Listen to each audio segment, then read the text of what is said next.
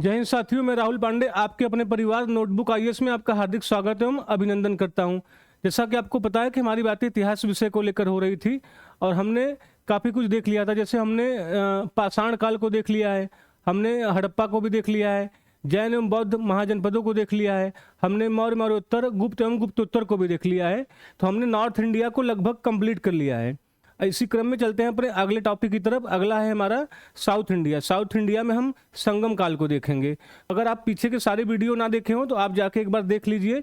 यहाँ से लगभग आपको इतिहास में जो भी यूपीपीसीएस से आरओ या कुछ और एग्जामों में जहाँ भी प्राचीन इतिहास पूछा जाएगा या इतिहास पूछा जाएगा तो वो सारे टॉपिक अगर कवर करने हैं तो आप जाके देख सकते हो। तो समय ना गंवाते हुए चलते हैं अपने अगले टॉपिक की तरफ। आज देखेंगे संगम काल के बारे में। आइए देख लेते हैं क्या क्या महत्वपूर्ण पॉइंट है। संगम काल के बारे में देख लेते हैं। तो संगम काल के बारे में देखते हैं। तमिल भाषा का प्राचीनतम साहित्य।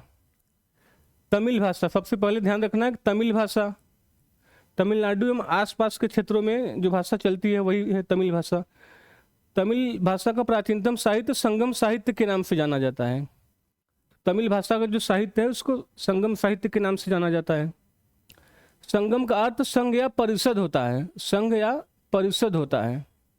तो ये पूछ लिया है कई बार कि संगम का मतलब क्या होता है, संघ या परिषद।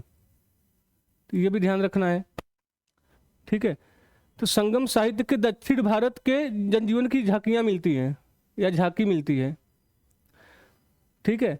तो देखेंगे उत्तर भारत और दक्षिण भारत में मतलब काफ़ी अंतर आपको दिखाई देगा। उनके राजनीतिक, सामाजिक एवं धार्मिक व्यवस्थाओं में भी आपको अंतर दिखाई देगा, ठीक है। नॉर्मली देखेंगे कि दक्षिण भारत के जो भी राजवंश या काल हैं उनको किताबों में एक चैप्टर में समेट दिया जाता है, ठीक है। तो लेकिन यहाँ पे हम काफ़ी मतलब डिटेल में अध्ययन करेंगे। तो संगम शब्द का सर्वप्रथम प्रयोग नयनार अप्पार ने किया था। ये पूछ सकता है कि संगम शब्द का सर्वप्रथम प्रयोग किसने किया? नयनार अप्पार ने किया था। संगम साहित्य पे 3 महत्वपूर्ण राज्यों चोल, चेर एवं पांड्य, अभी इनका हम अध्ययन भी करेंगे आज ही इसी क्लास में। चोल, चेर एवं पांड्य का उल्लेख मिलता है संगम साहित्य में। इनमें चेर का सबसे अधिक उल्लेख है। चेर का सबसे अधिक उल्लेख है। पांड्य शासकों के संरक्षण में कुल 3 संगम आयोजित किए गए। 3 संगम आयोजित किए गए, ठीक है, जिनमें संकलित साहित्य को संगम साहित्य की संज्ञा दी गई है। ये जो 3 संगम आयोजित हुए पाल शासकों की अध्यक्षता में, इनके संरक्षण में, तो इनमें जो संकलित साहित्य है उसी को संगम साहित्य की संज्ञा दी गई है। प्रथम संगम मदुरा में हुआ था। मदुरा, जिसको मदुरई भी हम लोग कहते हैं, मदुरा में हुआ था। यहीं पे मीनाक्षी मंदिर भी आपको देखने को मिलेगा। द्वितीय संगम कपाटपुरम में तथा तृतीय संगम उत्तरी मदुरा में आयोजित किया गया था, ठीक है। तो आइए इसके अलावा देख लेते हैं क्या क्या पॉइंट है। तीनों संगमों की कुल अवधि कितनी मानी गई? 9,950 वर्ष मानी गई है, ठीक है। वह 197 पांड्य राजाओं ने इसे संरक्षण प्रदान किया, ठीक है। 9,950 वर्ष मानी गई है।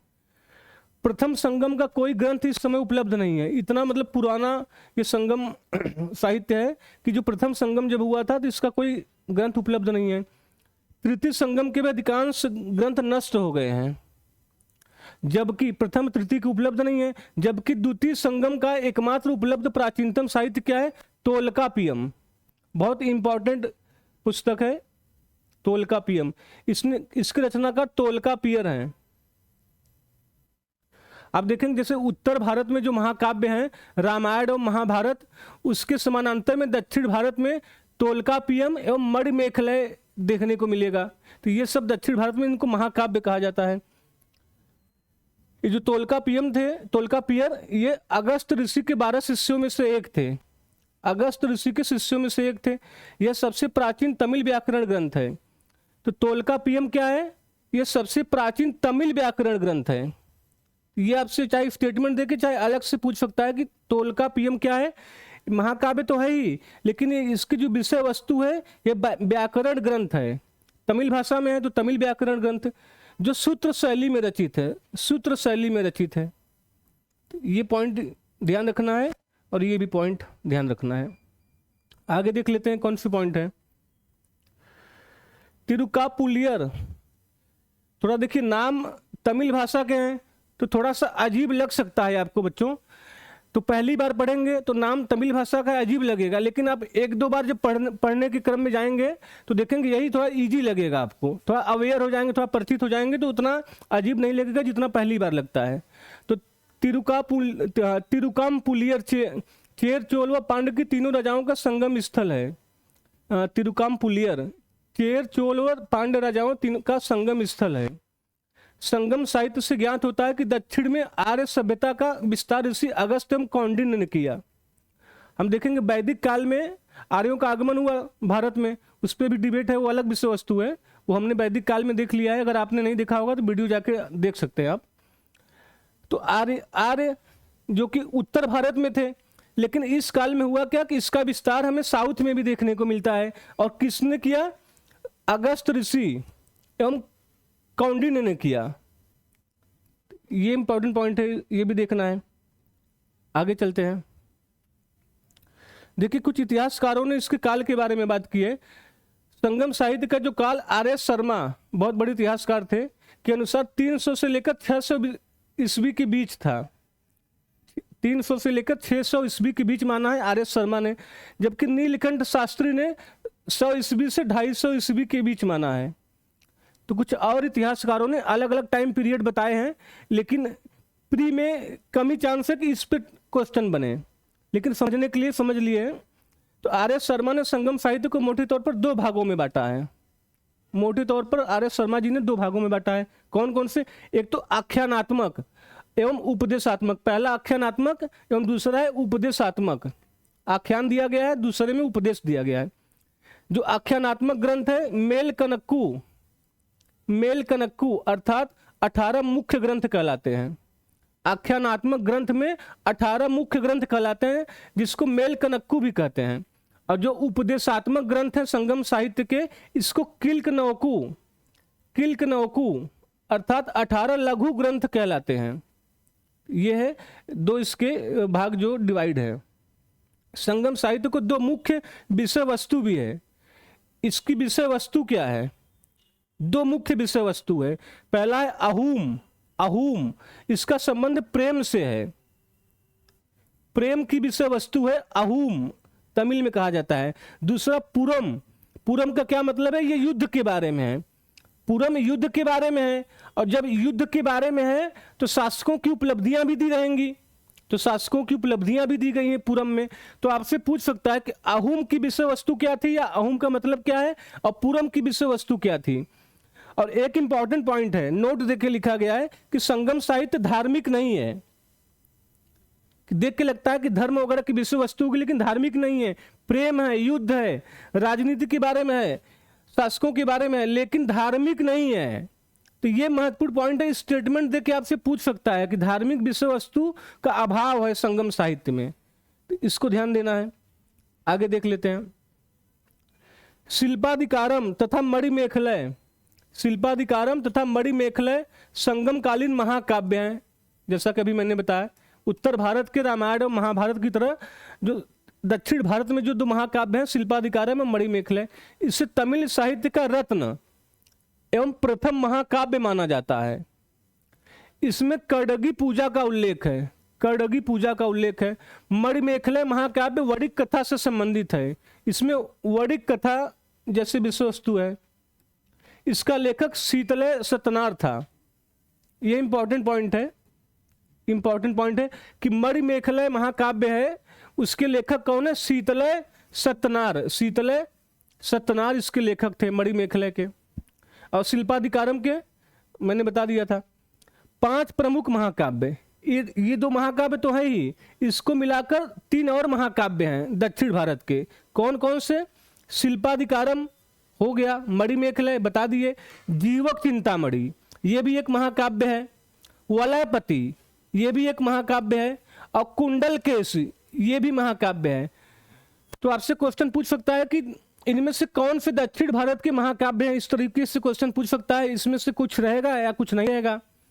तो ये महत्वपूर्ण पॉइंट है, इसको ध्यान रखना है। ठीक है, आगे देख लेते हैं। अब प्रमुख संगम साहित्य, इनके अलावा और कौन कौन से संगम साहित्य थे उसको देख लेते हैं। तोलकापियम, ये देखा ही था, तोलकापियर इसके रचनाकार थे। शिल्पाधिकारम, नूपुर की कहानी है इसमें। इलंगो आदिगल, इलंगो आदिगल इसके रचनाकार हैं, इसके लेखक हैं। तो ये इंपॉर्टेंट पॉइंट है मेरे प्यारे बच्चों, इसको ध्यान देना है कि शिल्पाधिकारम के रचनाकार कौन है, इलंगो आदिगल इसके रचनाकार हैं, तो इसको ध्यान देना है। मणिमेखलय, मणिमेखलय के रचनाकार अभी जैसे मैंने बताया शीतलय सत्यनार हैं। ये तीनों बहुत ही इंपॉर्टेंट है। जीवक चिंतामणि, जीवक चिंतामणि के रचनाकार तिरुंतक देवर, ये भी इंपॉर्टेंट है। कुरल, कुरल के रचनाकार तिरुवल्लुवर, तिरुवल्लुवर, ये भी ध्यान देना है। अहनानुरु, अहनानुरु, अहनानुरु के रचनाकार है रुद्रदर्शन, जिनको कि मामूल नार भी कहा जाता है, मामूल नार। और मरुगरुपादय, मरुगरुपादय, मरुगरुपादय के रचनाकार है नक्कीरर। तो ये सब प्रमुख संगम साहित्य है मेरे प्यारे बच्चों, इनको ध्यान देना है। एक बार में याद नहीं होगा, लेकिन आप अगर वीडियो को दूसरी बार देखेंगे या इसको नोट डाउन कर लेंगे तो आपको याद हो जाएगा। तो इसको ध्यान देना है मेरे प्यारे बच्चों, ये पूछ सकता है कभी भी आपसे एग्जाम में, और कई बार पूछा भी गया है। तो आगे देख लेते हैं आगे कौन कौन से, आगे आइए कुछ राजवंशों के बारे में देख लेते हैं। चेर, चोल, पांड्य, ये तीन राजवंश थे संगम साहित्य में हमें मिलते हैं, जिसमें से पहला है चेर राज्य। इनका शासन था दक्षिण पश्चिमी, दक्षिण पश्चिम में, इसको ध्यान देना है।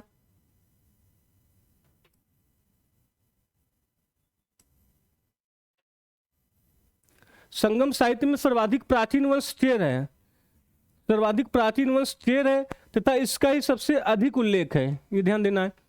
चेर राज्य मालाबार केरल क्षेत्र में था, ये मालाबार केरल क्षेत्र में था, इसको ध्यान देना है।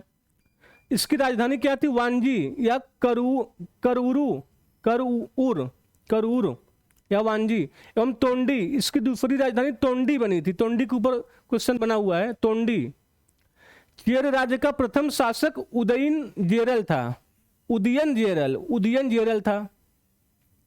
कुछ अन्य शासक थे, इनका बस नाम ध्यान रखना है। नेदुन जेरल, नेदुन जेरल आदन, सेन गुट्टुवन, सेन गुट्टुवन, जिनको कि लाल चेर भी कहा जाता था, तो ये ध्यान रखना है, सेन गुट्टुवन को लाल चेर कहा जाता था।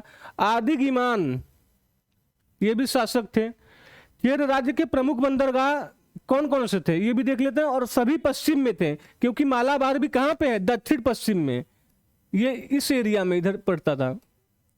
ठीक है, कौन कौन से? तोंडी, मुसिरी, जिसको कि मुजरिस भी कहा जाता है।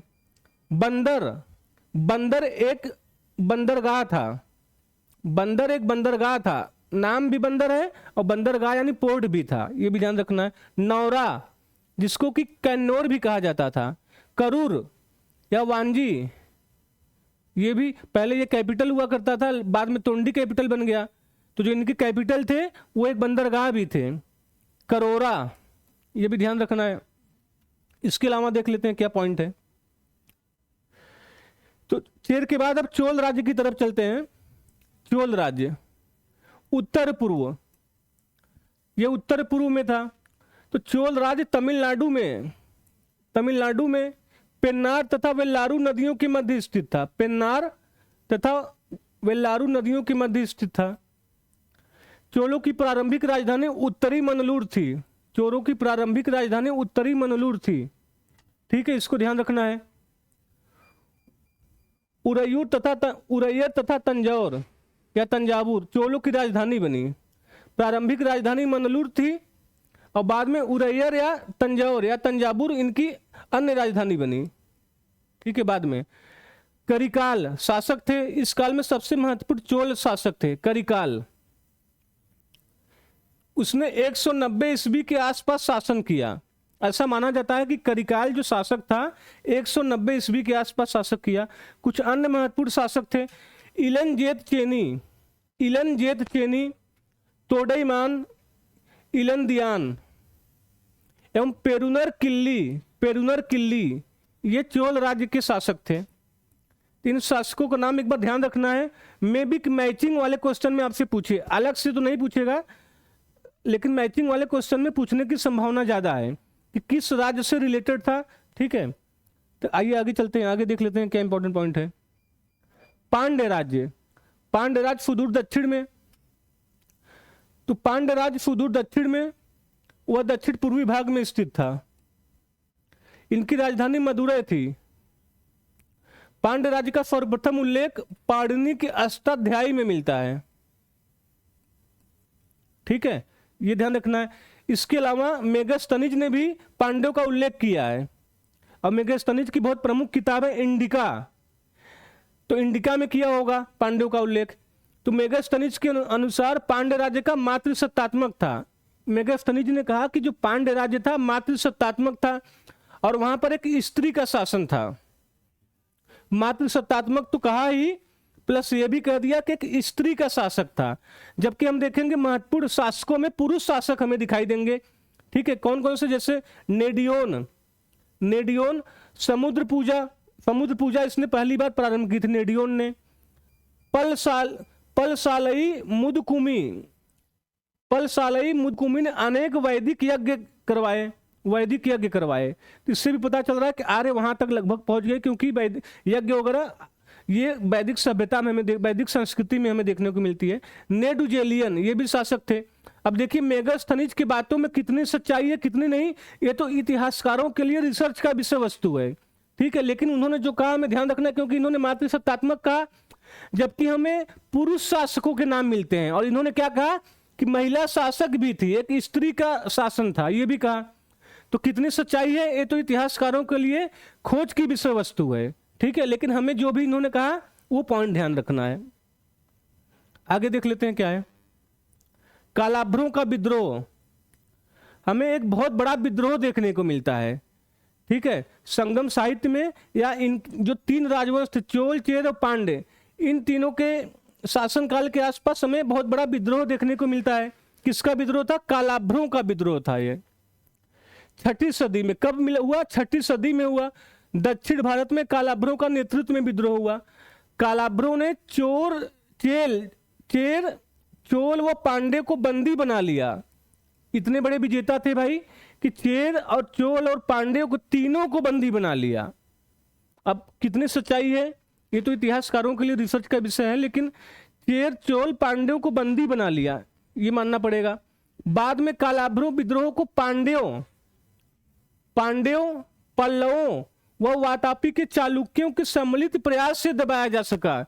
इतना भयंकर विद्रोह था कि पांड्य मिलकर पल्लवों के साथ एवं वातापी के चालुक्यों के साथ, मतलब तीनों ने मिलकर विद्रोह को दबाया, तब जाके कालाभ्रों के विद्रोह को दबाया जा सका। तो मेरे प्यारे बच्चों ये महत्वपूर्ण पॉइंट है, इसको ध्यान रखना है। यह कालाभ्रों का विद्रोह दक्षिण भारत की तत्कालीन राजनैतिक व सामाजिक व्यवस्था के खिलाफ था। ऐसा प्रतीत होता है कि जो राजनैतिक व सामाजिक व्यवस्था थी उससे मतलब कि दुखी होकर, उससे क्रोधित होकर इन्होंने विद्रोह कर दिया। और विद्रोह इतना भयंकर था कि तीनों चोल, चेर, पांड्य तीनों को बंदी बना लिया।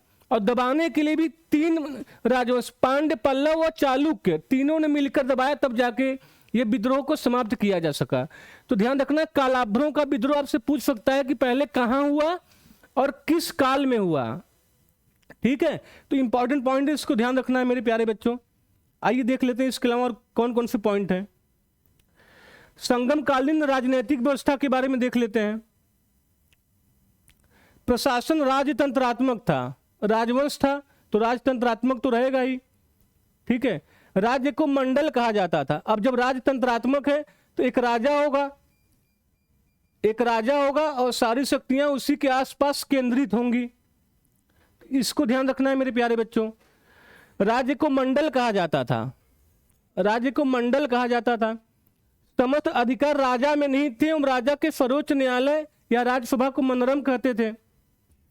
अब राजतंत्रात्मक व्यवस्था थी तो जाहिर सी बात है कि सारी व्यवस्थाएं राजा में निहित होंगी, केंद्रीय सत्ता राजा ही होगा। राजा का जन्मदिन पेरुनल कहलाता था। पेरुनल कहलाता था मतलब राजा, यानी कि राजा के जन्मदिन को एक नाम पेरुनल मिलता है। इसका मतलब कि राजा का जन्मदिन मनाने की परंपरा कितनी खास रही होगी, उसका बर्थडे मनाने की परंपरा, तभी तो एक अलग नाम मिलता है पेरुनल। तो ध्यान रखना कि राजा का जन्मदिन मनाया जाता था जिसको पेरुनल नाम दिया जाता था। राजा के दरबार को नलबय कहा जाता था। नलबय राजा का दरबार था। तो ये शब्द देख के आपसे क्वेश्चन पूछ सकता है। आइए देख लेते हैं इसके अलावा और कौन कौन से महत्वपूर्ण पॉइंट हैं।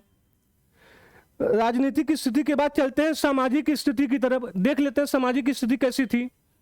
तो संगम काल में उत्तरी भारत की आर्य संस्कृति के तत्वों का दक्षिण में प्रसार हुआ। आर्य संस्कृति दक्षिण में भी पहुंच गई थी, और दक्षिण में पहुंच गई थी तो हमें कई सारी आर्यों की विशेषताएं भी देखने को मिलेंगी। ठीक है, इनके जो संस्कृति, इनके देवता वगैरह भी हमें देखने को मिलेंगे, इनके यज्ञ वगैरह भी हमें देखने को मिले। हमने अभी देखा कि किस तरीके से यज्ञ हुआ था। संगम काल के 4 वर्ण कौन थे, यानी कि वर्ण व्यवस्था यहां थी लेकिन बदले हुए रूप में थी, जबकि वर्ण व्यवस्था हमने वैदिक संस्कृति में देखा था। तो आर्यों के प्रसार के माध्यम से वर्ण व्यवस्था वहां गई, लेकिन अलग तरह की व्यवस्था देख लेते हैं। अरसर यानी शासक, सबसे उच्च जो वर्ग था शासक, फिर अंडनार यानी ब्राह्मण, और वेनिगर यानी वणिक समुदाय, वणिक यानी वैश्य जिसको कहा जाता है, और वेलालर यानी किसान, सबसे निचले लेवल पर किसान था। जबकि हमें उत्तर भारत में ब्राह्मण, क्षत्रिय, वैश्य, शूद्र दिखाई देगा। वैदिक संस्कृति में हमें ब्राह्मण, क्षत्रिय, वैश्य, शूद्र दिखाई देगा। तो वर्ण व्यवस्था वहां पे भी थी लेकिन अपने बदले हुए प्रकृति में थी, तो इसको ध्यान रखना है। समाज का विभाजन क्षितिजीय हॉरिजॉन्टल आधार पर था, हॉरिजॉन्टल आधार पर इस तरीके से विभाजन था, इस तरीके से नहीं था जैसे उत्तर भारत में था। हॉरिजॉन्टल आधार पर विभाजन था, न कि वर्ण व्यवस्था की भांति ऊर्ध्वाधर। वर्टिकल जो वर्ण व्यवस्था थी, वर्टिकल ब्राह्मण, क्षत्रिय, वैश्य, शूद्र, वर्टिकल आधार पर विभाजन था, जबकि यहाँ पे हॉरिजॉन्टल आधार पर हमें वर्ण व्यवस्था की विभाजन या समाज का विभाजन देखने को मिलता है। आगे देख लेते हैं कौन कौन से पॉइंट है। अब राजनीतिक सामाजिक के बाद इनकी आर्थिक स्थिति को भी समझ लेते हैं। संगम काल में कृषि, पशुपालन व शिकार जीविका के मुख्य आधार थे। ठीक है, दक्षिण भारत में अगस्त ऋषि द्वारा कृषि का विस्तार किया गया। ऐसा माना जाता है कि जो दक्षिण भारत में कृषि का विस्तार किसने किया, अगस्त ऋषि ने किया। ठीक है, अधिकांश व्यापार वस्तु विनिमय द्वारा होता था। तो यहाँ पे 2 पॉइंट, पहले की व्यापार भी हुआ करता था, पशुपालन, कृषि, जीविका, ये सब जीविका के मुख्य साधन थे, शिकार भी।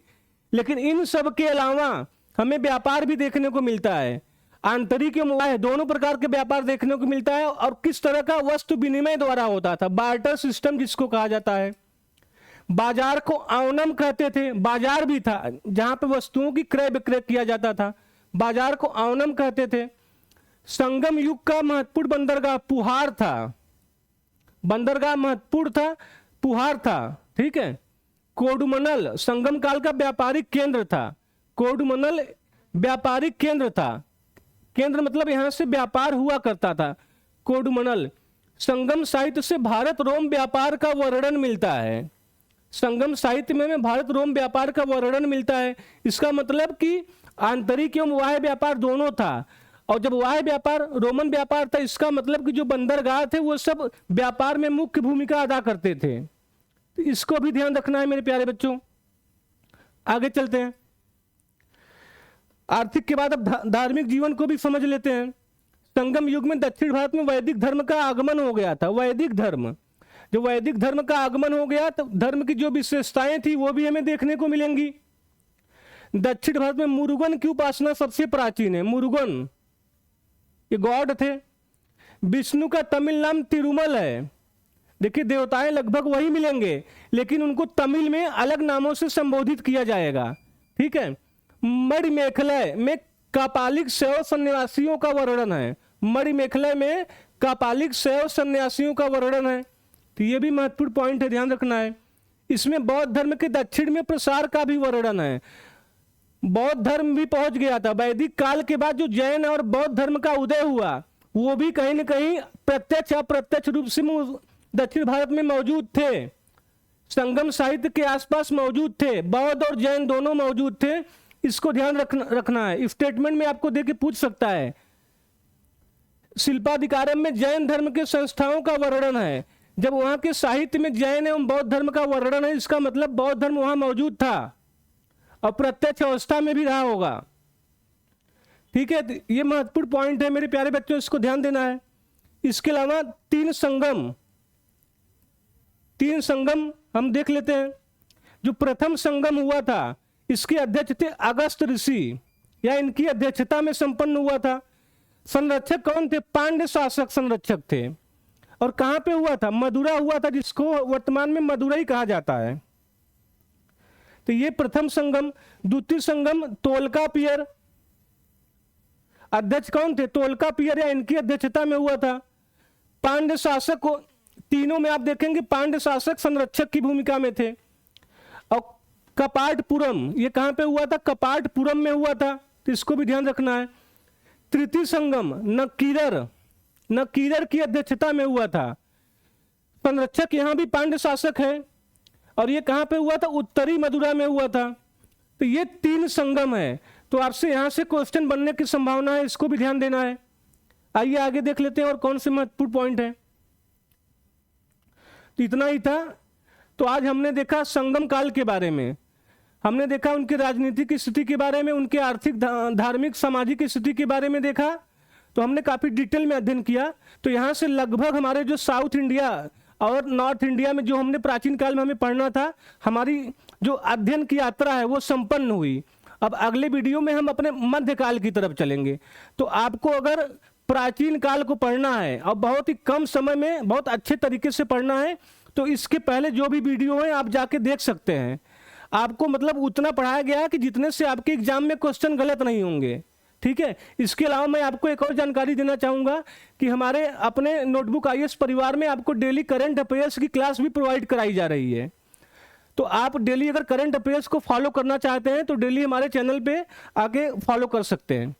तो ठीक है, तो मिलते हैं अपने अगले टॉपिक में नए एनर्जी, नए पॉइंट, नए टॉपिक के साथ।